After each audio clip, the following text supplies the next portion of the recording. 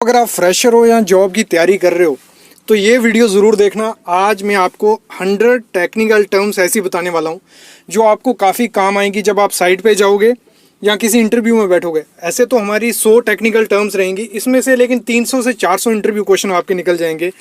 और ऐसे अगर मैं कहूँ आपको ये पीडीएफ भी मिल जाएगी, मैं डिस्क्रिप्शन में लिंक डाल ही दूंगा, पीडीएफ मिल जाएगी। लेकिन जैसे प्रैक्टिकली आपको ये आना चाहिए वैसे आप ये सीख नहीं पाओगे। तो कंप्लीट वीडियो देखना। वीडियो काफ़ी लंबी भी मैं बोलूँगा, 100 टेक्निकल टर्म बताने वाला हूँ, पूरे एक्सपीरियंस के साथ बताऊँगा जो मैंने सीखा है उसी हिसाब से भी आपको कंप्लीट मैं बताने वाला हूँ।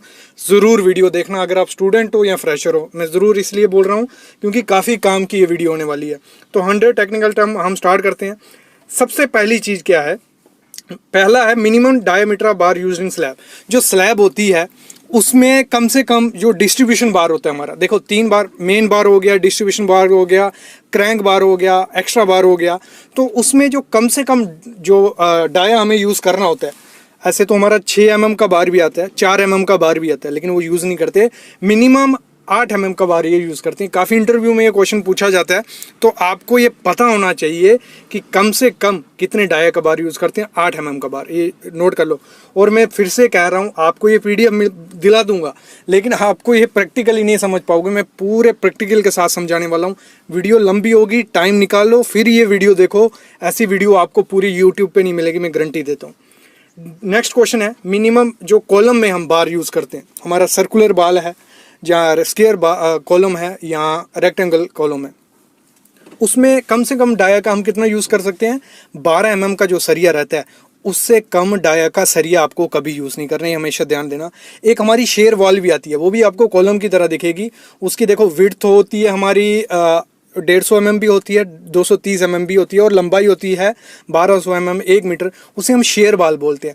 और शेयर वॉल कॉलम की जगह ले सकते हैं, ऐसा कुछ नहीं है। आजकल काफ़ी बिल्डिंग ऐसी बन रही है, यहाँ कॉलम से ज़्यादा शेयर वॉल दी जाती है, तो उसमें हम 10 mm का सरिया यूज़ कर सकते हैं। लेकिन कॉलम में हमेशा ध्यान रखना, इंटरव्यूअर आपको एक क्वेश्चन कंफ्यूज करेगा कि कम से कम कितना डाया का सरिया हम कॉलम में दे सकते हैं, वो 12 डाया का होता है। अगला क्वेश्चन है, कोई भी स्क्वायर कॉलम है या रेक्टेंगुलर कॉलम होता है, मतलब स्क्वायर वाला कॉलम या रेक्टेंगुलर, उसमें कम से कम कितने सरिये डालने होते हैं आपको। उसमें कम से कम हमें 4 नग सरिये डालने पड़ते हैं हर कोने पे। फिर बाकी डिज़ाइन किया जाता है, आर्किटेक्ट या स्ट्रक्चर इंजीनियर डिसाइड करता है किस हिसाब से लोड आ रहा है, उस हिसाब से वहाँ सरिया डाला जाता है। अगला क्वेश्चन काफ़ी इंपॉर्टेंट है, ये एफकॉन और गैमन इंडिया में पूछा गया क्वेश्चन कि जो कैंटिलीवर बीम होता है हमारा, उसका कंप्रेशन जोन और टेंशन जोन कहाँ होता है। तो हमेशा याद रखना, जो हमारा कैंटिलीवर बीम होता है उसका टेंशन जोन ऊपर होता है। क्यों टेंशन जोन ऊपर होता है? अगर आप कैंटिलीवर को देखो, उसकी सपोर्ट एक तरफ होती है, बाहर निकला होता है। अपनी उंगली लीजिए, आप एक उंगली रखिए बाहर, उस पर ऊपर से लोड डालिए, तो ज़्यादा प्रेशर कहाँ पड़ेगा? ऊपर में। मतलब वो फेलियर कहाँ से होगा? ऊपर से। स्ट्रेस खिंचाव कहाँ पड़ेगा? ऊपर में। तो हमारा जो टेंशन जोन होता है वो हमारा कैंटिलीवर में ऊपर होता है और कंप्रेशन जोन हमारा नीचे होता है। और एक क्वेश्चन इसमें एक और पुटअप करते हैं, वो क्वेश्चन जब इंटरव्यू क्वेश्चन पूछता है, वो बोलते हैं इसमें हम स्टीरअप की जो हुक होती है वो किस साइड रखेंगे। तो आपको हमेशा ध्यान देना है, जो आपकी हुक रहती है वो हमेशा कंप्रेशन जोन में रहती है, मतलब जहाँ कंप्रेशन जोन हो। कैंटिलीवर है हमारा, टेंशन जोन ऊपर है, कंप्रेशन जोन नीचे है, तो आपको हुक, जो स्टीरअप की हुक होती है वो नीचे रखनी है। क्यों? क्योंकि देखो होता क्या है, जब कंप्रेशन मतलब बीम पे लोड पड़ेगा, जब कंप्रेस होगी चीज़ तो वो भागने की कोशिश करती है, तो हुक क्या होती है, उस चीज़ को पकड़ के रखती है। और जो हमारा जो सिंपली सपोर्टेड बीम होता है वो हमारा, उसका कंप्रेशन जोन ऊपर होता है और टेंशन जोन हमारा नीचे होता है, तो इसलिए हुक उसकी ऊपर रहती है और बाकी नीचे। ये चीज़ें ध्यान देने वाली है, काफ़ी इंपॉर्टेंट क्वेश्चन है, ये आपको सब नहीं बताएंगे। अगला 5वां जो क्वेश्चन है, जब हमारा 36 mm का बार यूज़ होता है, मतलब हमारा क्या क्या डाया होता है, 8, 10, 12, 16, 20, 18 भी आता है, 25, 32 और 36 डाया। जब 36 mm का सरिया यूज़ होता है, जो उसमें लैपिंग नहीं की जाती, क्योंकि देखो हमारा सरिया क्या होता है, 12 मीटर का स्टैंडर्ड लेंथ आती है, तो उसके बाद उसको लैप करने की ज़रूरत पड़ती है। भले वो बीम है या कॉलम है, उसको लैप करने की ज़रूरत पड़ती है। लेकिन उसमें हम क्या कर सकते हैं, लैप नहीं करते। जब 36 mm का बार आता है, उसमें या तो बेल्डिंग की जाती है, जहाँ कपलर यूज़ किया जाता है, कभी भी लैप उसमें यूज़ नहीं किया जाता है। ये ध्यान देना, इंटरव्यू में क्वेश्चन पूछा जाता है। अगला 6 नंबर का जो क्वेश्चन है, तभी मैं बोल रहा था वीडियो काफ़ी लंबी होने वाली है, लेकिन इससे अच्छी टेक्निकल वीडियो आपको कहीं नहीं मिलेगी, ये ज़रूर देखो आप। अगला क्वेश्चन है, जो छठा पार्ट है, वो है जो चेयर यूज़ करते हैं हम। चेयर किस लिए यूज़ करते हैं सिविल इंजीनियरिंग में? चेयर ये दूसरी बैठने वाली चेयर नहीं होती, ये होती है दो दो जालियाँ होती हैं, मतलब डबल मैश होती है। अगर स्लैब की है, फुटिंग की है, राफ्ट की है, उनको दूर दूर रखने के लिए कि बीच में कंक्रीट आ जाए, उसको स्पेसर बार को हम चेयर बोलते हैं। तो जो चेयर होती है वो हमें किस हिसाब से करनी होती है? अगर हमारी कोई 50 स्क्वायर मीटर की वो है, जाली है, राफ्ट है, तो उसमें हर 1 स्क्वायर मीटर पे हमारी एक चेयर आनी चाहिए। ये भी इंटरव्यूअर क्वेश्चन पूछता है। अगला 7वां क्वेश्चन है हमारा, जो डोवल रोड रहते हैं, मतलब डोवल्स क्या होते हैं? डोवल्स होते हैं हमारी, देखो कोई भी कंस्ट्रक्शन हम रोक रहे हैं वो बाद में एक्सटेंशन उसकी की जाएगी। या मतलब देखो 2 कमरे आपने बना दिए और अगले जो आगे किचन या बरांडा जो बनाना है आपने बाद में बनाना है, तो आपने देखा भी होगा ऊपर सरिये निकले होते हैं, मतलब कोई 300 mm लंबा, 1 फुट लंबा या 2 फुट लंबे सरिये अब बाहर निकले होते हैं, उन चीज़ को हम डोवल बोलते हैं। तो वो डोवल जो होता है मिनिमम आपको 12 mm का सरिया उसमें यूज़ करना है। 12 mm से कम सरिया आप उसमें यूज़ नहीं कर सकते, ये हमारा टेक्निकल ध्यान देना है आपको। अगला क्वेश्चन है 8 नंबर का क्वेश्चन जो है, जो चेयर हम यूज़ करते हैं, जैसे मैंने चेयर की बात की ऊपर, जो चेयर होती है उसका मिनिमम डाया हमें कितना रखना होता है? उसका मिनिमम डाया रहता है हमारा कितना? 12 mm का डाया रहता है। ये क्वेश्चन है, ठीक है, 12 mm का डाया हमारा उसमें रहता है। अगला क्वेश्चन है जो लॉन्गिट्यूडनल रीइंफोर्समेंट होती है, ये क्वेश्चन, उसमें हमारा जो कॉलम होता है, ठीक है, उसमें हमें कम से कम कितना सरिया रखना चाहिए? तो ये कहते हैं आपका 0.8% उसका ग्रॉस एरिया से, इससे कम उसमें नहीं होना चाहिए, और ज़्यादा 6% से किसी भी कॉलम में सरिया नहीं होना चाहिए। कम क्यों नहीं होना चाहिए? कम इसलिए कि लोड बेयर नहीं कर पाएगा उतना, कम 0.6 उसका ग्रॉस एरिया का रखना ही पड़ेगा। और 6% से ज़्यादा इसलिए रख सकते, फिर उसमें कंक्रीट ही नहीं आएगा, वो सिर्फ सरिया रह जाएगा। वो सिर्फ क्योंकि हमारा कंक्रीट जो कॉलम होता है वो हमारा क्या कंप्रेशन मेंबर है, तो अगर कंक्रीट ही नहीं होगा तो वो कंप्रेशन में अच्छा बिहेव नहीं कर पाएगा। अगला क्वेश्चन है हमारा कौन सा क्वेश्चन है हमारा? 10th नंबर क्वेश्चन है ना। तो 10th क्वेश्चन जो है वो है कि आपका जो कॉलम होता है मिनिमम बार उसमें कितने होने चाहिए? जो हमारा स्क्वायर कॉलम और रेक्टेंगल कॉलम है, ऊपर भी मैंने बताया, उसमें कम से कम 4 बार होने चाहिए। और जो सर्कुलर कॉलम होता है उसमें कम से कम आपके 6 नग बार होने चाहिए। जब मैं स्टार्टिंग में किसी कंपनी में इंटरव्यू देने गया था, बिल्डर कंपनी थी, उसमें सबसे पहले मेरे को यही क्वेश्चन पूछा गया था। उस टाइम मतलब प्रैक्टिकली इतना नॉलेज नहीं होता है, क्योंकि आपने क्लासेस में कुछ और पढ़ा होता है और यहाँ फील्ड पे कुछ अलग चल रहा होता है, तो उसमें ये कन्फ्यूज़न होती है। तो इसीलिए मैं बोल रहा हूँ ये तैयार रखो चीज़ें। अगला क्वेश्चन जो आपका है 11 नंबर का क्वेश्चन है, उसमें है जो मेन बार है उसमें 8 mm से कम नहीं होना चाहिए। मतलब सरिया जैसे मैंने कहा HISD होना चाहिए, हाइट यील्ड स्ट्रेंथ स्टील आपका होना चाहिए। और प्लेन बार अगर आप यूज़ कर रहे हो स्लैब में तो 10 mm से कम नहीं होना चाहिए। और इसमें लिखा भी है जो डिस्ट्रीब्यूशन आपका होता है वो 8 mm से कम नहीं होना चाहिए। और अगर हम ऐसे गिनने जाएं, उसको कैसे गिनेंगे? 1/8 ऑफ स्लैब थिकनेस, मतलब 1/8 इंटू, अगर 125 mm की स्लैब है, इंटू 125, उसको डिवाइड करके जो आएगा उससे डाया से कम हमें सरिया यूज़ नहीं करना होता है, ये हमेशा ध्यान रखना। अगला क्वेश्चन है आपका 12th नंबर का, मिनिमम थिकनेस ऑफ स्लैब। जो हमारी स्लैब होती है उसकी कम से कम मिनिमम थिकनेस हमें कितनी रखनी होती है? 125 mm से कभी भी, जब 5 इंच आप बोलो, इससे कम थिकनेस की स्लैब आपको कभी नहीं देनी है, हमेशा ध्यान रखना। अगला जो क्वेश्चन है 13वां नंबर, 13वां क्वेश्चन कहते हैं हमारा जो क्यूब होता है उसमें कितनी, देखो हमारा जो स्टैंडर्ड क्यूब साइड पे यूज़ होता है वो 150 mm का होता है। तो उसमें जो टॉलरेंस होती है वो 150 से 152 mm हो जाए या 148 mm हो जाए तो वो एक्सेप्टेबल होता है। अगर उससे ज़्यादा वेरिएशन उस क्यूब में दिखे तो वो क्यूब पहले ही फेल हो चुका है, उसको हम यूज़ नहीं कर सकते। और अगर हम बात करें क्यूब किस लिए हम यूज़ करते हैं, क्यूब हम यूज़ करते हैं जो कंप्रेसिव स्ट्रेंथ टेस्ट होता है, कंक्रीट की स्ट्रेंथ टेस्ट करते हैं हम 3 दिन में, 7 दिन में या 28 दिन में, तो उसके लिए हम क्यूब यूज़ करते हैं। अगला क्वेश्चन है 14 नंबर का क्वेश्चन जो हमारा है वो है हमारा जो डेंसिटी होती है हमारी कंस्ट्रक्शन मटेरियल की। ये काफ़ी इंपॉर्टेंट चीज़ है। अगर आप बिल्डिंग कर रहे हो या प्लानिंग कर रहे हो या किसी भी फील्ड में हो कंस्ट्रक्शन लाइन में, तो ये काफ़ी इंपॉर्टेंट होता है। देखो ये डेंसिटी जो है, ब्रिक की डेंसिटी हमारी कितनी होती है? 1600 से 1920 kg पर m3, ये हमेशा ध्यान रखना। और कंक्रीट ब्लॉक की कितनी होती है? 1920 kg पर m3। फिर हमारी रीइंफोर्समेंट कंक्रीट जो होता है उसकी होती है 2310 kg पर m क्यूब। अगर आप देखो, अगर मैं बात करूं, अगर आप किसी एग्जाम की प्रिपरेशन कर रहे हो तो ये तब भी इम्पोर्टेंट है। किसी जेई के पेपर में क्वेश्चन पूछे जाते हैं, या जो एसएससी के एग्जाम होते हैं उसमें भी ये क्वेश्चन पूछे जाते हैं। 15वां क्वेश्चन हम कर चुके हैं कि जो हमारा मैक्सिमम डाया हमने बार यूज़ करना होता है स्लैब में मैक्सिमम, तो वो कौन सा होता है हमारा, वो होता है आपको 1/8 of thickness of slab. Minimum कितना होता है ये मैं पहले बता चुका हूँ, कितना होता है 8 mm से कम यूज़ नहीं करना है, और मैक्सिमम कौन सा करना है 1/8 ऑफ थिकनेस ऑफ स्लैब, ये हमेशा ध्यान रखना। अगला 19वां क्वेश्चन है हमारा। 19 क्वेश्चन क्या कहता है हमारा, जो कंप्रेसिव स्ट्रेंथ होती है ब्रिक की वो कितनी होती है। ये काफ़ी जगह पूछा जाता है, जब आप एज ए फ्रेशर जाओगे ना किसी फील्ड में तो पूछा जाता है। जो हमारी कंप्रेसिव स्ट्रेंथ होती है ब्रिक की वो होती है 3.5 न्यूटन पर mm²।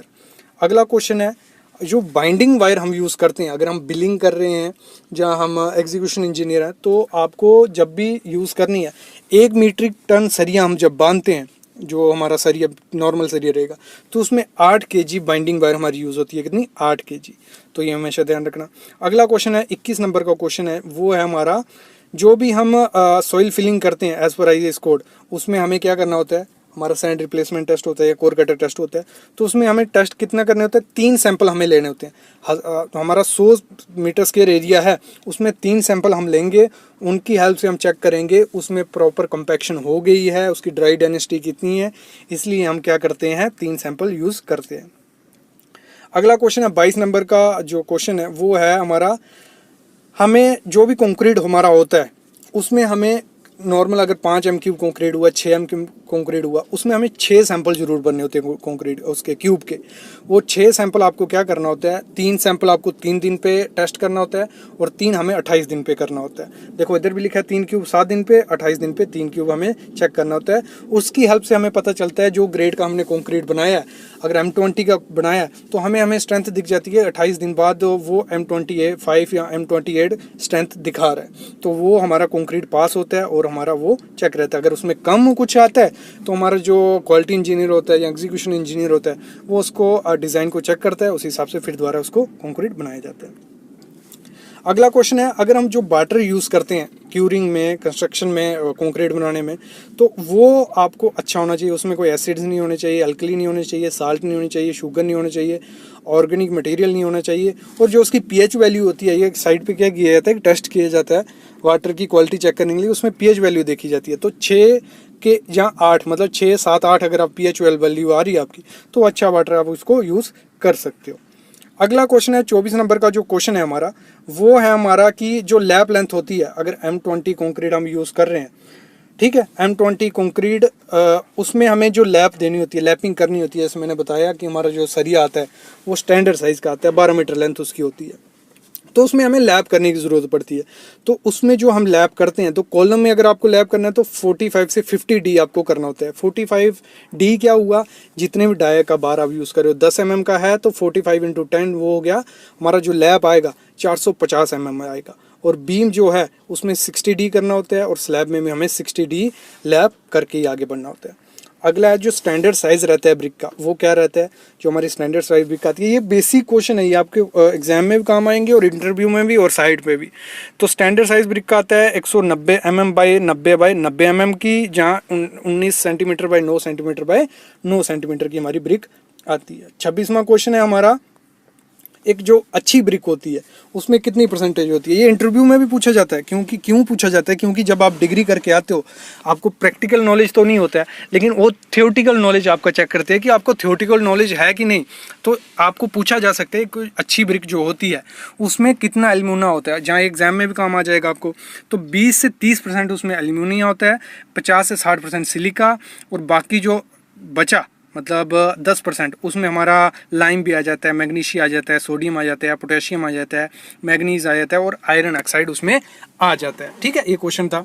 बाकी अगर हम चेक करें, अगर जो हमारी अच्छी ब्रिक होती है, 27 नंबर का क्वेश्चन मैं पढ़ रहा हूँ, तो जो अच्छी ब्रिक होती है वो एक डार्क रेड कलर की होती है, चेरी या कॉपर कलर की आपको दिखेगी, वही ब्रिक अच्छी होती है। अगला क्वेश्चन जो 28 नंबर का, ये हम ऊपर कर चुके हैं। एक अच्छी ब्रिक की कंप्रेसिव स्ट्रेंथ कितनी होती है, 3.5 न्यूटन पर mm²। अगला क्वेश्चन है, ऑर्डिनरी पोर्टलैंड सीमेंट जो होता है उसमें कितना परसेंट लाइम होता है, तो उसमें हम बात करें 62 से 67% लाइम ही होता है। और लाइम ही जो है पुरानी कंस्ट्रक्शन अगर आपने देखी हो, मोस्टली वो लोग क्या लाइम ही यूज़ करते थे, इसलिए अभी तक स्ट्रक्चर वो खड़े के खड़े हैं। तो अगला क्वेश्चन है जो ओपीसी सीमेंट होता है हमारा, ऑर्डिनरी पोर्टलैंड सीमेंट या पीपीसी सीमेंट, तो उसका इनिशियल सेटिंग टाइम कितना होता है? ये बहुत पुराना क्वेश्चन है और बड़ी जगह पूछा जाता है। तो उसका इनिशियल सेटिंग टाइम होता है 30 मिनट, ठीक है, 30 मिनट उसका होता है। अगला 31 क्वेश्चन है हमारा, फाइनल सेटिंग टाइम कितना होता है? अगर हम गिना जाए ऑर्डिनरी पोर्टलैंड सीमेंट जो होता है उसका फाइनल सेटिंग टाइम होता है 600 मिनट, जहाँ 10 घंटे होते हैं। 32 नंबर क्वेश्चन है हमारा, जो हम चेक करते हैं कि इनिशियल सेटिंग टाइम या फाइनल सेटिंग टाइम कैसे चेक किया जाता है, वो किया जाता है विकेट अपरेटस से। विकेट अपरेटस क्या होता है? उसमें आपने याद होगा, अपने कॉलेज में किया होगा, एक पेस्ट बनाते हैं, उसमें नीडल घुसाते हैं, उसमें चेक करते रहते हैं कितने टाइम बाद ये सेट हुआ, फिर लास्ट में हम थोड़े टाइम बाद चेक करते हैं कितना टाइट हुआ, तो उस हिसाब से हम एस्टिमेट लगाते हैं कि 30 मिनट में ये या 32 मिनट में टेस्ट हो गया, सेट हो गया, इसका इनिशियल सेटिंग टाइम इतना हो गया और फाइनल सेटिंग टाइम इतना हो गया। अगर हम बात करें नॉर्मल जो कंसिस्टेंसी होती है हमारी पोर्टलैंड सीमेंट की, वो कितनी होती है? 25%। ये एसएससी के एग्जाम में बहुत बार पूछा गया, जेके एसएसबी का एग्जाम हुआ था जेई में, उसमें वो काफ़ी टाइम ये पूछा गया। अगला क्वेश्चन है 47 से, जो क्वेश्चन है हमारा, जब भी हम कंक्रीटिंग करते हैं पाइल फाउंडेशन में या पानी के अंदर, जहाँ हमारा आपने देखा होगा जो समुद्र के अंदर कंक्रीटिंग की जाती होगी, जब भी आप ब्रिज में से निकलते होंगे आपके दिमाग में एक क्वेश्चन आता होगा, ये साला एक कॉलम बनाया कैसे जाता है, क्या किया जाता है, कैसे कंक्रीट डाला जाता होगा, पानी डालेंगे तो उसमें क्या किया जाता है? आजकल तो कैजन्स जो होती हैं, कैजन जो है इसकी यूज़ की जाती हैं, कॉफर डैम बनाए जाते हैं। पहले तो पानी रोक दिया जाता है, ठीक है, फिर भी थोड़ा बहुत पानी उसमें रहता है, वो पानी निकाल दिया जाता है, फिर भी थोड़ा थोड़ा पानी आता रहता है। तो उस केस में क्या करना होता है? क्विक सेटिंग जो कंक्रीट होता है वो कंक्रीट उसमें डाला है कि जैसे वो कंक्रीट डाला वो जल्दी जल्दी उसका सेटिंग टाइम हो जाएगा। और सेटिंग टाइम हर सीमेंट मतलब सीमेंट का डिसाइड होता है। जैसे हमने कहा इनिशियल सेटिंग टाइम कितना रहता है? 30 मिनट, तो उसको उसी हिसाब से डिज़ाइन किया जाता है कि 10-20 मिनट में वो सेटिंग हो जाए उसकी। अगला क्वेश्चन है 48, फ्री फॉल जो कंक्रीट का किया जाता है, जब भी हम कंक्रीटिंग करते हैं, कास्टिंग करते हैं साइड पे, तो हमारा जो टीएम होता है ट्रांजिट मिक्सचर, उसमें से कंक्रीट डाला जाता है। तो उसका मैक्सिमम हाइट कितनी होती है? तो 1.5 मीटर या 1500 mm बोलते हैं। अगर उतनी हाइट से कंक्रीट को फेंकोगे तो वो क्वालिटी के हिसाब से एक्सेप्टेबल भी होता है, आपका जो मटेरियल रहेगा वो अच्छा भी रहेगा, सेग्रीगेट में नहीं होगा और कुछ उसमें मटेरियल नहीं होगा, उसकी स्ट्रेंथ वैसी की वैसी बनी रहती है। तो 1.5 मीटर से ज़्यादा दूर से अभी हमें कंक्रीट करना पड़े जब, तो हम उसमें क्या शूट जो होती है वो हमें शूट यूज़ करते हैं। अगला क्वेश्चन है हमारा 49 जो आरसीसी मेंबर होते हैं उसकी अगर हम बात करें, उसमें हमें कितनी टाइम क्यूरिंग करनी होती है? तो अगर हम बात करें उसमें हमारी जो सुपर सल्फेट सीमेंट रहता है, तो उसमें हमें कितने एसएससी सीमेंट होगा, आपने सुना होगा, जहाँ सल्फेट वगैरह रहता है पानी मिट्टी वगैरह में, तो वहाँ हम क्या करते हैं? सुपर सल्फेट सीमेंट यूज़ करते हैं। उसकी 7 दिन आपको क्यूरिंग करनी होती है। और जो हमारा ऑर्डिनरी पोर्टलैंड सीमेंट होता है ओपीसी, उसकी 10 दिन करते हैं। और जहाँ जिसमें मिनरल्स या एडमिक्सचर ऐड किए जाते हैं जिस सीमेंट में, कंक्रीट में, तो उसको हम कितना 14 दिन उसकी क्यूरिंग करते हैं। अगला क्वेश्चन 50 नंबर क्वेश्चन काफ़ी इंपॉर्टेंट है। जो डी शटरिंग टाइम रहता है हमारा, ये प्रैक्टिकली पूछा जाता है जब आप 1-2 साल बिल्डिंग में लगा के जाओगे और आपको चेक किया जाएगा कि आप ध्यान देते थे या नहीं। तो एग्जीक्यूशन में पूछा जाता है जो हमारा आरसीसी मेंबर होते हैं, अगर हम कॉलम, वर्टिकल बॉल या फॉर्म बॉग यूज़ करें, तो इसमें अगर हमें डी शटरिंग करनी हो तो कितने घंटे बाद हम उसका कॉलम का फर्मा या वर्टिकल कोई पर्दी की शटरिंग खोल सकते हैं? 16 से 24 घंटे के बाद हम उसको आराम से खोल सकते हैं। और अगर अब स्लैब हो, देखो स्लैब हमें जो फॉर्म वर्क होती है हमारी, उसको 3 दिन बाद आप निकाल लो, कोई दिक्कत नहीं। और लेकिन जो उसमें प्रॉप्स होंगी, मतलब जो बल्ली टेका यूज़ किया होगा, वो आपको लगा देनी होती है। और अगर बीम जो होता है 7 दिन बाद आप उसका बॉटम निकाल सकते हो, लेकिन उसमें आपको बल्ली या वर्टिकल प्रॉप्स उसमें लगा देनी होती है। अगर हम बात करें बीम का स्पैन अगर 4 मीटर है, 4.5 मीटर, तो उसको आप 7 दिन बाद हटा लो। अगर बीम का स्पैन 4.5 से है तो उसको 14 दिन बाद हटाना पड़ेगा। अगर आपकी आर्च है कोई 6 मीटर बड़ी, उसकी 14 दिन बाद शटरिंग हटेगी। और अगर आर्च 6 मीटर से ज़्यादा है उसकी 21 दिन रखनी पड़ेगी। और जो हमारा कैंटिलीवर होता है उसको 14 दिन आपको रखने हैं। स्टेयर जो आपकी है उसको भी 14 दिन आपकी शटरिंग उसकी रखनी है आपको। तो अगले क्वेश्चन की मैं बात करूँ, काफ़ी इंपॉर्टेंट है 51 क्वेश्चन। जो हमारा फ्रेश कंक्रीट आता है साइट पे, उसको हमें टेस्ट करना पड़ता है कि वो सही है कि नहीं है। तो कौन से टेस्ट साइट पे किए जाते हैं? एक तो स्लम्प टेस्ट काफ़ी ज़्यादा इंपॉर्टेंट, मोस्ट इंपॉर्टेंट, इसको आपको होना ही चाहिए नॉलेज। इस पर मैं प्रैक्टिकली वीडियो बनाई हुई है, आप देखना, ज़रूर देखना।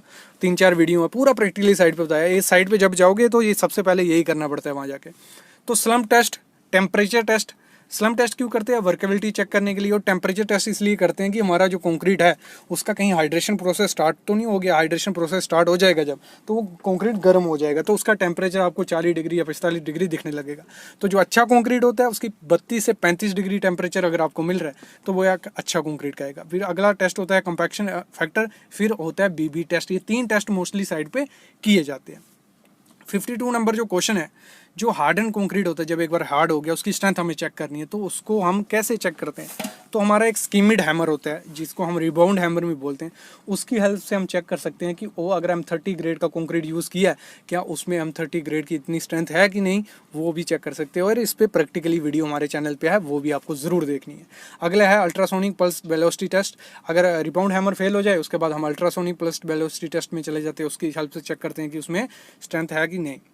अगला क्वेश्चन है, जो क्ले ब्रिक होती है, रेड बॉन्ड ब्रिक बोलते हैं जैसे, अगर उसमें सिलिका एक्सेस हो जाए तो वो क्या होता है? अगर उसमें सिलिका ज़्यादा हो तो जो हमारी ब्रिक होती है वो बिल्कुल ब्रिटल हो जाती है। अगर आपको उसको थोड़ा से ऊपर से फेंकोगे तो वो एकदम से टूट जाएगी या बिल्कुल बीक हमारी हो जाती है। तो सिलिका कभी भी सैंड में या मिट्टी में नहीं होनी चाहिए ज़्यादा। अगला क्वेश्चन है, जो प्रोसेस होता है किसी ब्रिक को बनाने का, वो क्या प्रोसेस रहता है? उसमें क्या किया जाता है? पहले ब्रिक को मोल्ड किया जाता है, बनाया जाता है, उसके बाद उसको ड्राई किया जाता है, उसके बाद उसको बर्न कर दिया जाता है।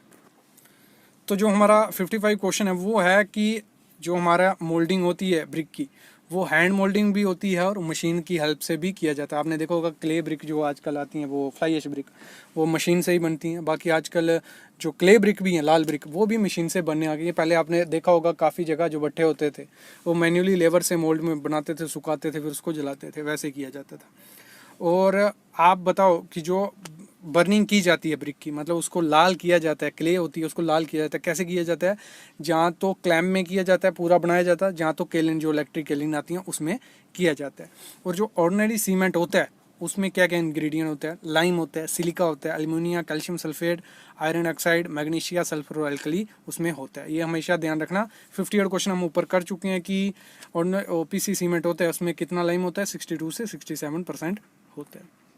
अगला क्वेश्चन काफ़ी इंपॉर्टेंट है, जो स्लम्प टेस्ट हम करते हैं, कंसिस्टेंसी चेक करते हैं या वर्केबिलिटी चेक करते हैं, तो उसमें हमारा स्लम्प क्या रहना चाहिए? अगर हम बात करें बीम, जो कॉलम या रिटेनिंग वॉल आपकी है, उसमें हम अगर कंक्रीट कर रहे हैं तो उसका स्लम्प 75 से 150 mm आना चाहिए। बीम और स्लैब में अगर हम कंक्रीट कर रहे हैं तो 50 से 100 mm उसका आना चाहिए। जो हमारी सीसी पेमेंट रहती हैं कंक्रीट की पेमेंट्स, उसमें 20 से 30 आना चाहिए। और जो ब्रिक के डेक रहते हैं बड़े बड़े, मतलब जिसमें मास कंक्रीट होता है, तो उनका 30 से 75 mm स्लम्प आना चाहिए। जो वाइब्रेशन जहाँ करनी होती है, जहाँ वाइब्रेटर यूज़ करना होता है, वहाँ से 12 से 25 mm उसका स्लम्प होना चाहिए। और अगर मास कंस्ट्रक्शन है, ह्यूज कंक्रीट हो रहा है, तो वहाँ 25 से 50 mm स्लम्प उसका आना चाहिए।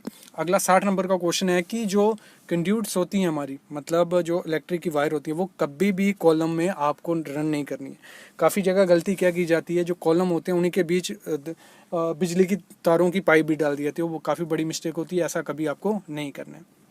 61 क्वेश्चन है, हमारी जो भी बेसमेंट की एक्सक्वेशन है या 3 मीटर से ज़्यादा एक्सक्वेशन जब हो जाती है तो उसमें मिट्टी गिरने का डर रहता है। तो उसमें आपको क्या करना होता है? स्टेप्ड फॉर्म की, मतलब एक स्टेप किया फिर दूसरा स्टेप बनाया, इस तरह से वो मिट्टी जो होती है एकदम से कोलैप्स नहीं होती है। जब हम बैक फिलिंग करते हैं, 62 क्वेश्चन है, बैक फिलिंग जब करते हैं तो हमारा कितना % ड्राई डेंसिटी टेस्ट जो हम कोर कटर टेस्ट कर रहे हैं या सैंड रिप्लेसमेंट टेस्ट कर रहे हैं, तो उसमें हमारा 95% उसमें ड्राई डेंसिटी आना चाहिए। और जो आपको लेयर डालनी है, मतलब जब फिलिंग करनी है, तो 200 से 300 mm हमारी फिलिंग होगी, उससे ज़्यादा फिलिंग हम उसमें नहीं कर सकते। 63 नंबर का है, जो भी हम रबल सोलिंग करते हैं, उसमें जो स्टोन डाला जाता है, उस स्टोन को इस हिसाब से डालना है कि वो 45 डिग्री या 60 डिग्री रहे। जब उसमें सैंड फिलिंग करें वो प्रॉपर से सैंड उसमें आ जाए, और जब कंपैक्शन की जाए एकदम से प्रॉपर से कंपैक्शन उसमें हो। अगला 64 नंबर का क्वेश्चन है। ऐसे तो मैं आगे बताने ही वाला हूँ कि कितने कंक्रीट पे कितने आपको क्यूब भरने होते हैं, लेकिन आप ध्यान रखना अगर छोटा मोटा हैवी कंक्रीट चल रहा है आपका, तो हर 30 एम क्यूब पे आपको 6 सेट क्यूब भरने ही भरने हैं, ठीक है। अगला क्वेश्चन है वाटर सीमेंट जो रेशो रहती है डिफरेंट ग्रेड्स के लिए। अगर हम बात करें जो M20 ग्रेड होगा उसमें 0.45 रेशो रखनी होती है, और अबव उससे हो तो उसमें फी 4 पॉइंट मतलब M20 हो गया, M30 हो गया, 35 हो गया, 0.45 उसमें रेशो रखनी है। लेकिन जो M10 है, M15 है, उसमें 0.5 मतलब ये वाटर रेशो की जाती है सीमेंट के हिसाब से, जितने बैग होंगे उसको हम 0.5 से मल्टीप्लाई करके निकाल सकते हैं। 66 नंबर को है कि जो कंक्रीट ग्रेड होता है M20 उसमें आपको एडमिक्सचर डालना होता है डिज़ाइन के हिसाब से, ये हमेशा ध्यान रखना है। इस पर वीडियो पहले आ चुकी है एक मेरी। 67 नंबर क्वेश्चन है, जो आप सीमेंट रखते हो उसको स्टैक करना पड़ता है कि उसमें मॉइस्चर नहीं जाए, अगर मॉइस्चर लग गया तो वो सीमेंट ख़राब हो जाता है। तो उसको आपको किस हिसाब से रखना है, आपको एक प्लेटफॉर्म बनाना है, 200 से 300 mm ऊपर प्लेटफॉर्म होना चाहिए, और उसके ऊपर 10 बैग के लेयर से ज़्यादा उसमें आपको नहीं डालने। 68 नंबर क्वेश्चन है हमारा, जो क्यूब होता है अगर 1 से 5 एम क्यूब कॉन्क्रीट हमारा और है, उसमें हमने एक नग मतलब एक नग क्या 6 क्यूब भरने होते हैं। हमारा अगर 6 से 15 एम क्यूब है तो उसमें दो नग मतलब 12 क्यूब हमें भरने होते हैं। अगर हमारा 16 से 30 एम क्यूब है तो हमें 3 नग 3 इंटू 6 18 नग हमें भरने होते हैं। वैसे 30 से 50 एम क्यूब है 4 नग, और 50 से हर 50 पे मतलब 50 के बाद हमारा 4 हो गए 50 तक, फिर 100 जब होगा तो आपको 6 और, 150 होगा 6 और, ऐसे ऐसे करके आपको हर 50 एम क्यूब के भरते जाना है। अगला 69 क्वेश्चन है, जो हाइट होती है विंडो की वो आपको 2 मीटर आप रख सकते हो, और 3 मीटर लंबी ऐसी रख सकते हो, एक थंब रूल है। और जो लिंटल हम प्रोवाइड करते हैं उसकी आपको मिनिमम थिकनेस कितनी 150 mm थिकनेस देनी ही देनी होती है। और जो एक बैग सीमेंट होता है वो कितना होता है 1.25 क्यूबिक फीट होता है, या 0.0347 क्यूबिक मीटर होता है। ये हमेशा ध्यान रखना। ये आप निकाल भी सकते हो, volume into weight equal to volume into density, ये इंपॉर्टेंट है। डेंसिटी मैंने ऊपर भी बताई, आपको हमारे वेबसाइट पे मिल जाएगी, चैनल पे मिल जाएगी। डेंसिटी काफ़ी इंपॉर्टेंट होती है। 1 एम क्यूब बैग है, उसमें 1 एम क्यूब कॉन्क्रीट है, मतलब हमने पेस्ट बनाई सीमेंट की। 1 एम क्यूब में कितने सीमेंट बैग होते हैं 28.8 बैग उसमें आते हैं, ठीक है। ये याद रखना है, पूछा जाता है, कॉम्प्लिकेटेड है। 1 एम क्यूब सीमेंट है, कंक्रीट नहीं है। कंक्रीट में 6 से 7 या 8 बैग आते हैं, ये ध्यान रखना है, कन्फ्यूज़न वाली चीज़ है। जो सिविल साइड इंजीनियर होता है उसकी साइड पे क्या रिस्पॉन्सिबिलिटी होती है, ये काफ़ी इंपॉर्टेंट क्वेश्चन है।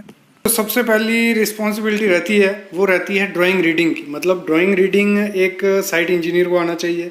दूसरा जो बार वेंडिंग शेड्यूल होता है हमारा BBS जिसे हम बोलते हैं, वो उसको आना चाहिए। लेबर को कैसे काम दिखाना है, कितना लेबर किस जगह पे चाहिए, कैसे लगाना है, कैसे काम होगा, वो अलॉट लेबर करनी होती है। सुपरवाइजर को सुपरविजन करनी होती है, जो भी कंस्ट्रक्शन का वर्क चल रहा है आपके एरिया में उसकी सुपरविजन आपको करनी रहनी होती है। फिर आपको मटेरियल का पूरा शेड्यूल बनाना पड़ता है, कितना यूज़ आज होगा, मटेरियल पड़ा है कि नहीं पड़ा है, वो आपको देखना पड़ेगा। लाइन लेवल जो रहता है, मतलब किस लेवल तक कॉलम जाएगा, किस लेवल पर प्लिंथ भी पाएगा, ये आपको सुपरवाइजर को समझाना पड़ेगा। दो भी वर्क चार्ट रहते हैं, आज क्या क्या काम होगा, कल क्या काम होगा, और दोपहर को क्या काम होगा, वो सब आपको रहना पड़ेगा उसके में। बाकी जब स्टील वर्क हो रहा होगा, स्लैब का, बीम का, कॉलम का, वो सब चीज़ें आपको चेक करना पड़ेगा। क्यूरिंग का सुपरविज़न आपको करना पड़ेगा। कास्टिंग कब हुई, क्या था, वो सब चीज़ें आपको। और भी जो एग्जीक्यूशन का काम रहता है वो सिविल साइट इंजीनियर का मोस्टली रहता है। अगली मैं बात करूँ BOQ क्या होता है, काफ़ी इंपॉर्टेंट क्वेश्चन है, ये पूछा भी जाता है BOQ क्या होता है। तो BOQ होता है हमारा बिल ऑफ क्वांटिटी, मतलब कोई भी प्रोजेक्ट होता है उसका BOQ होता है, उसमें हमें क्वांटिटी भी होती है, रेट्स भी होते हैं, सब चीज़ें में उसमें मेंशन होती है। कोई भी टेंडरिंग वर्क होगा सबसे पहले BOQ आपको आएगा, तो BOQ की हेल्प से टेंडरिंग हमारी होती है, तो वो BOQ हमारा हो गया। तो सिविल इंजीनियरिंग में जो साथ में मतलब आपको सॉफ्टवेयर बताने वाला हूँ जो आपको काफ़ी इंपॉर्टेंट है और आपको पता भी होने चाहिए ये सॉफ्टवेयर, और जिनको सीख के ग्रो करना है कि कौन से सॉफ्टवेयर हम सीखें, तो ये सॉफ्टवेयर जो मैं आपको बताने वाला हूँ 10-15 सॉफ्टवेयर रहेंगे, ये आपको आते होंगे तो ये काफ़ी डिमांड रहेंगी आपकी साइड पे। जो ऑटोकैड तो मेन इंपॉर्टेंट है, ऑटोकैड आपको आना ही आना चाहिए हर काम में, रोड में, टनल में, कहीं भी काम होगा ऑटोकैड इंपॉर्टेंट है। फिर हमारा है SAP 2000, ये भी काफ़ी ज़्यादा डिज़ाइनिंग का सॉफ्टवेयर है, ये भी इंपॉर्टेंट है।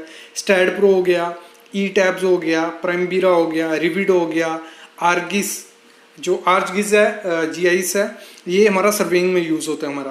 और 3DX हमारा जो भी मॉडलिंग रहता है 3D है, मतलब 3D किया जाएगा उससे। MX रोड जो रोड के डिज़ाइन और एनालिसिस के लिए यूज़ किया जाता है। फिर गूगल स्केचअप है हमारा। फिर अगला स्टॉर्म कैड है, जो सीवर्स होते हैं उनका डिज़ाइन किया जाता है। फिर वाटर कैड है जिसमें वाटर क्वालिटी उसका डिज़ाइन वो सब किया जाता है। फिर हमारा नेक्स्ट जो है माइक्रोसॉफ्ट प्रोजेक्ट MS प्रोजेक्ट। फिर है हमारा easy pro builder, stack take off, ये सब सॉफ्टवेयर आपको आते होंगे तो आपकी कंपनी में डिमांड भी बनी रहेगी और ये काफ़ी ज़्यादा इंपॉर्टेंट भी है। अगला जो क्वेश्चन है वो जो मैं बताने वाला हूँ, जो आप जब साइट पे जाओगे प्रैक्टिकली कुछ चीज़ें होती हैं जो आपको पता होनी चाहिए, जो फ्रेशर होंगे या स्टूडेंट होंगे उनके लिए काफ़ी इंपॉर्टेंट है। PCC क्या होती है? प्रोफाइल करेक्टिव कोर्स, जहाँ प्लेन सीमेंट कंक्रीट भी इसे बोलते ही हैं। तो एक लेयर डाली जाती है जिसके ऊपर हमारा सरिया वरिया बांधा जाएगा, उसके ऊपर कंक्रीट किया जाएगा। क्यूरिंग क्या होती है? क्यूरिंग होती है जो भी हमारा कंक्रीट किया गया होता है उसकी हमें क्यूरिंग करनी होती है। ऊपर हमने बात भी की कितने दिन आपको, 7 दिन, 10 दिन या 14 दिन क्यूरिंग करनी है, वो होता है। पॉन्डिंग होती है, क्यूरिंग का ही पार्ट है। पॉन्डिंग बनाई जाती है जहाँ हम पानी छाड़ते हैं, वैसे स्लैब में पॉन्ड बना दी जाती है, रेती की हेल्प से उसमें पानी भर दिया जाता है। स्प्लाइसिंग क्या होती है? लैब जो हम बोलते हैं, लैब प्रोवाइड करते हैं उसको हम स्प्लाइसिंग बोलते हैं। और जो कास्टिंग होती है वो कंक्रीटिंग हमारी कास्टिंग होती है। एडमिक्सचर्स क्या होते हैं? एडमिक्सचर हमारे जो केमिकल यूज़ किए जाते हैं वाटर कंटेंट को कम या ज़्यादा करने के लिए, कंक्रीट को वर्केबल बनाने के लिए, वो हमारा एडमिक्सचर्स होते हैं। शेड्यूल क्या होता है? बार bending schedule, schedule of work, ये सब चीज़ें, SOR, ये सब चीज़ें हम शेड्यूल से वर्ड बोलते हैं। अगला जो ड्रेसिंग होती है वो क्या होती है? ड्रेसिंग होती है किसी भी जो प्लिंथ की जगह है, जहाँ प्लिंथ आना है या कॉलम आना है या फुटिंग आनी है, उस चीज़ की कटिंग करके उसको प्लेन करके PCC के लिए रेडिंग करे, उसे हम ड्रेसिंग बोलते हैं। और इन्फोर्समेंट क्या होती है? जो स्टील हम यूज़ करते हैं RCC वर्क के लिए, उसे हम इन्फोर्समेंट बोलते हैं। मैसनरी आपको सबको पता ही होगा, कोई भी ब्रिक वर्क, ब्लॉक वर्क या स्टोन वॉल होगी उसे हम मैसनरी बोलते हैं। फिर मोटार क्या होगी? मोटार तो होती है हमारी सीमेंट और साइड का जो हम माल बनाते हैं उसे हम मोटार बोलते हैं। सीलेंट क्या हो गया हमारा? सीलेंट होता है एक फ्लेक्सिबल रबरी मटेरियल होता है, टाइल के बीच में या एक्सपेंशन जॉइंट में, कंट्रैक्शन जॉइंट में हम एक लिक्विड जैसा डालते हैं, वो बाद में सेट होता है तो उसे हम सीलेंट बोलते हैं। ड्राई वॉल क्या हो गया? ड्राई वॉल हमारा जिप्सम बोर्ड जो होता है उसी को हम ड्राई वॉल भी बोलते हैं। जो जिप्सम फिलिंग, फॉल सीलिंग आपने सुना ही होगा, उसमें हम यूज़ करते हैं, उसे ड्राई वॉल बोलते हैं। अगर हम पढ़ें इसको, एक जिप्सम प्लास्टर के एक कार्डबोर्ड को दोनों तरफ जिप्सम प्लास्टर कर दिया जाता है, उसे हम ड्राई वॉल बोलते हैं। ये पार्टीशन के लिए यूज़ की जाती है। स्कर्टिंग क्या होती है? हमारी टाइल वर्क होती है और दीवार पे आपने देखा होगा 75 mm या 4 इंच या 100 mm का एक पट्टा मारा होता है चारों तरफ रूम में, उसे हम स्कर्टिंग बोलते हैं। मोनो कंक्रीट क्या होता है? मतलब एक प्रीकास्ट पैनल्स होते हैं पहले बने हुए, उनमें बोल्ट की जगह रखी होती है और उनको बोल्ट की हेल्प से फिक्स कर दिया जाता है। किसी भी सरिये का अगर वेट हमें कैलकुलेट करना होता है, उसका फार्मूला होता है D² डिवाइड बाई 162। D हमारा डाया होगा बार का, और जितनी लेंथ होगी उससे मल्टीप्लाई करके हमें डिवाइड कर देना होता है। और एक M³ में कितनी ब्रिक मैसनरी होती है? 550 ब्रिक्स उसमें आती हैं। और एक सीमेंट की वैलिडिटी कितनी होती है? वो कितनी देर तक रहता है? जिस दिन से मैन्युफैक्चर हुआ होता है 3 महीने में। और ये जो 100 क्वेश्चन मैंने आज आपको बताए, 100 टर्म्स जो बताई, इन सब पे ब्रीफली एक्सप्लेन्ड वीडियो हमारे चैनल पे, वो आप ज़रूर देखना। सेग्रीगेशन क्या होता है? सेग्रीगेशन होता है जब सीमेंट, सैंड, एग्रीगेट वो अलग अलग हो जाता है। जैसे मैंने एग्जांपल दी थी, 1.5 मीटर दूर से अगर कंक्रीट हम फेंकते हैं तो वो अलग अलग हो जाता है, वही सेग्रीगेशन होती है। और अगर हम बात करें वाटर रेशो अगर ज़्यादा है तब भी सेग्रीगेशन होती है। जो स्टीरअप होती है, रिंग होती है, उनकी कैलकुलेशन हम कैसे करते हैं? वो करते हैं जितना भी हमारा स्पान है, मतलब जितना लंबा बीम है या कॉलम है, उसको डिवाइड करेंगे। 4 मीटर डिवाइड बाई 100 की स्पेसिंग है तो 4000 mm में कन्वर्ट कर लो। 4000 डिवाइड बाई 100 + 1 तो हमारे उसमें नंबर ऑफ स्टीरअप निकल आएंगे। जो भी स्टेयर केस होती है उसको अगर सही से स्लोप देनी है, सही से कोई चढ़ जाए उतर जाए, तो वो 25 से 40 डिग्री दोगे तो वो सही रहता है। अगर हम जो 115 mm की ब्रिक वर्क कर रहे हैं तो उसमें हमें पर स्क्वायर मीटर कितने नग चाहिए होते हैं? 56 नग पर स्क्वायर मीटर पे हमें चाहिए होते हैं। तो अगर जो बार बेंडिंग होता है, मतलब जहाँ हमारा बेंडिंग जोन है, वहाँ पे हमें स्टैगर्ड सरिया रखना होता है, मतलब 50% लैब वहाँ आने चाहिए, उससे ज़्यादा लैब वहाँ पे हमारे नहीं होने चाहिए। और लैब हमेशा हमारे स्टैगर्ड होने चाहिए, एक सरिया लंबा एक छोटा होना चाहिए। जो हुक होती है उसकी मिनिमम लेंथ आपको कितनी रखनी होती है? 10D या 9D। 10D हो गया मतलब 8 mm का सरिया होगा, 80 mm 10 का होगा, 100 mm हुक हमारी रहती है। और उसका डिग्री कितनी रहनी चाहिए? 135 डिग्री उसकी रहनी चाहिए। ये थे हमारे आज 100 टर्म्स। आई होप आपको मज़ा आया होगा। ये डिस्क्रिप्शन में मैं लिंक डाल चुका हूँ PDF का, जाके वहाँ भी पढ़ सकते हो। ऐसी वीडियोस आपको हमारे चैनल पे मिलती रहेंगी, बस चैनल को सब्सक्राइब करके रखो और बेल आइकन दबा के रखो। Thank you guys.